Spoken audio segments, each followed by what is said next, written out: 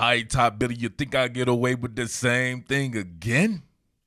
This particular content item reminds me of one that I did on Jerry Jeudy and CeeDee Lamb in June of 2019 that had two different lives, right? It had like 30,000 within the first couple of months of views, and then like 40-something thousand leading up to draft and after the draft. So it was kind of crazy like that. So this got me thinking, man, can I do it again? All right, the main reason why this reminds me of the one with CeeDee Lamb and Jerry Jeudy is because Jamar Chase, just like Jeudy, is the reigning Biletnikoff Award winner as a sophomore, and he had incredible production, 84 receptions for 1,780 yards and 20 touchdowns, 21.2 average, right? Remarkable jump from his true freshman season where he had 23 receptions for 313 yards and 3 touchdowns, right? So most people are going to automatically assume that there's no way anybody can be better than Jamar Chase. When we saw with the Jerry Jeudy, CeeDee Lamb thing, people were saying the same thing. How the hell CeeDee Lamb can be better than Jerry Jeudy and this and that? And CeeDee Lamb ended up outproducing Jerry Jeudy in that season and showed himself to be a very worthy contender no matter which way you slid on that particular scale towards Jeudy or Lamb. But I feel the same way about DeVonta Smith. As we see here, 68 receptions for 1,256 yards, 14 touchdowns. Obviously, you know he played with Henry Ruggs and Jalen Waddle and, of course, Jerry Jeudy. Same thing with Chase, man. Played with Justin Jefferson, who was incredible, Terrace Marshall, and then they had Thad Moss as a fourth option. So ball being spread around on both of these guys' teams. And both of these dudes played with the two best quarterbacks in college football, so it's very even in that standpoint. Can't have somebody come in here and say, oh, the quarterback was this and that. Nope. Have no excuses for any of that or whatever like that. Both of these guys are incredible. It is not a slam dunk in Jamar Chase's favor that he is better than DeVonta Smith, especially when you factor in certain elements of both of their games. All right? So here we go, man. Let's get into a bit of a film study. Make sure you keep an open mind and don't be a sheeple and take this for what it's worth. All right? What more can I say? Top Billin. All right, so both these guys can absolutely go get it down the field. We see Jamar Chase into the boundary working against Trayvon Diggs here. We see him going vert, right?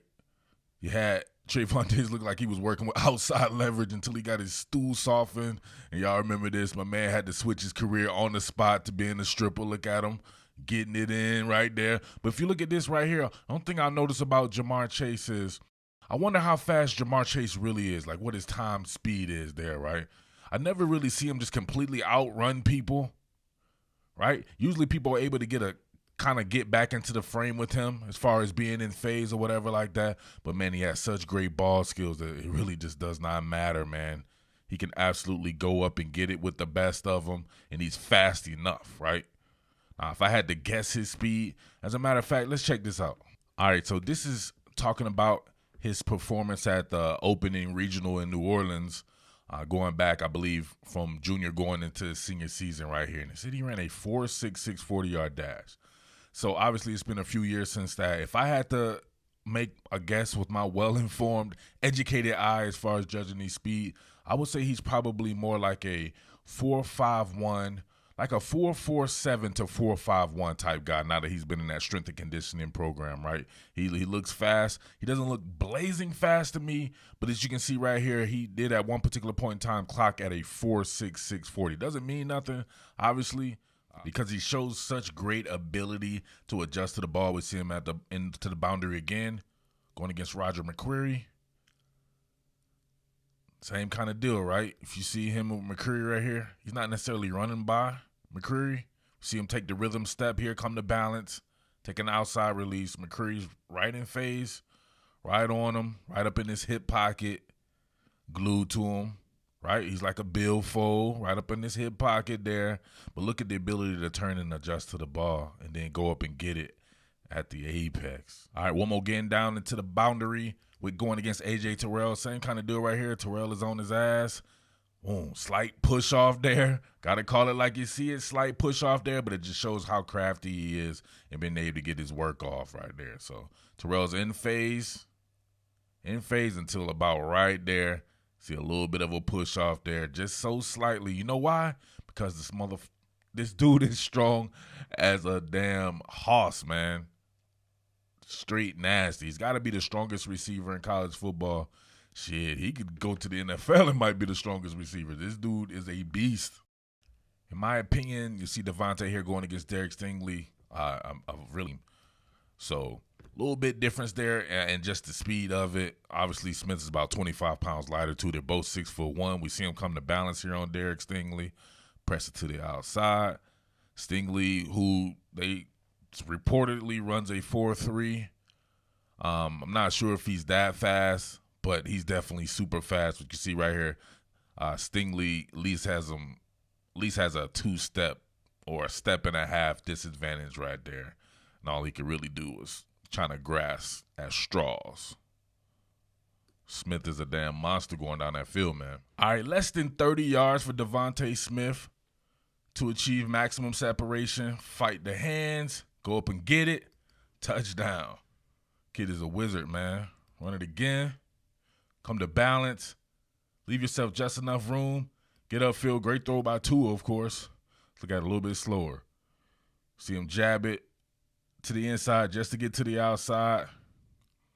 Cornerback actually does a pretty good job of staying on him like a billfold. But you start reaching with two hands with somebody like DeVonta Smith as fast as he can get up to speed. No bueno. All right, on this one, you have a two-man route concept going on. You're going to have an over route by Henry Ruggs. It's going to occupy the middle field close safety here, which is going to be true freshman Dax Hill, former Alabama commit, and I felt like they were picking on him in this game. Then you're going to have DeVonta Smith running an out and up, going against, I believe, Lavert Hill, who is in press man coverage here. So running these out and ups, I always thought that it was a kind of a tougher route to run because the out portion of this and then the transition of it, as you can see, usually if you have a pretty decent corner like Lavert Hill was, you can stay on top of this route pretty good. But once it starts to even out here, remember, this is being thrown by Mac Jones. So Tua was gone. A great deal of his production came with Mac Jones. So we'll see a repeat of that this year if Mac Jones is the quarterback, because him and DeVonta Smith had a good connection. He absolutely dominated in this particular game here. But you can see the steps that Smith has on Lavert Hill here, right? That's easily one step. Mac Jones puts it out there for him. Pretty good position, but not enough, right? Good throw, even better catch. Going to get it out there, stretched out, touchdown. Going to go get it. All right, so this one's pretty easy. Just had to go into his 24/7 sports recruiting profile, and he did actually run at the opening. He was 6'1", 160 pounds. You can see here, man, he was a 4-star composite, 5-star on 24/7 sports. And he ran a verified 4.49. So I would have to think a guy like that, 160-something pounds, only thing he would need is to put on weight and strength. And we know he did that. Now he's going into his 4th season of college football. I would say DeVonta Smith is running probably somewhere like a 4.4 flat to like a 4.43. That would be my verified time in my mind for this guy. You guys let me know out there. Who do you think is the fastest? And give me some times for Jamar Chase. And what do you think DeVonta Smith runs now? All right, let's look at a little bit of route running. Look at some in-breaking route here from DeVonta Smith against Derek Stingley. Come to balance. Really sell like he's going to be running an out-breaking route. Got a head sell as well. Upper torso, Stingley bites on it. Smith cuts a sharp angle here, presents himself. Pretty much easy pickings on that one right there. Able to brace himself before contact as well. Derek Stingley again, this time running a stop and go, right? Running a stuggo, come to balance. See the rhythm step here, break it to the outside. Doesn't have to fight the hands. Stingley didn't want to work with the hands on this one right here. See him right here, sell the curl portion of this. Look like it could be a quick curl on him. Stingley actually stays in pretty good position, stays on top of it. Now look at him starting the track here. He's another one, just like in the mode of Jamar Chase. He has great ball recognition, and he has really good ability to adjust back to the ball here. But Stingley starts the track then. He sees that it's more of a fade, goes up and gets it. 2 hands, gets both feet in like it's the NFL, right? Cooking the rook. All right, working to the field, top of the screen here, going against Israel Mukwamu from USC East. Look at this. Banged him, cooked him, sharp angled him. Get some of that yak. Hit him again. Oh. Kwamo had nothing to offer in this. That's a pretty tough matchup from Kwamo's a 6'4" cornerback here, having to go with somebody who can jab you like that. Look at that. Throw that lead jab on him. Jab him to the outside. Kwamo reaching. You reach, I teach you, right? You reach, I teach you. Oh, Kwamo kind of got a little bit of head slap right there, right? Smith might be slightly concussed, but it didn't matter. Cut an angle on him. Look at that. Look at the separation created already. Kwamo was damn near going upfield still. He don't know what's going on here, right? Got his muscles all relaxed. Present yourself. Get you some yak. All right, top of the screen.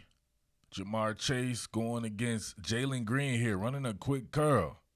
Now look at, oh, I like that. Look how he sold a portion of this route to go upfield.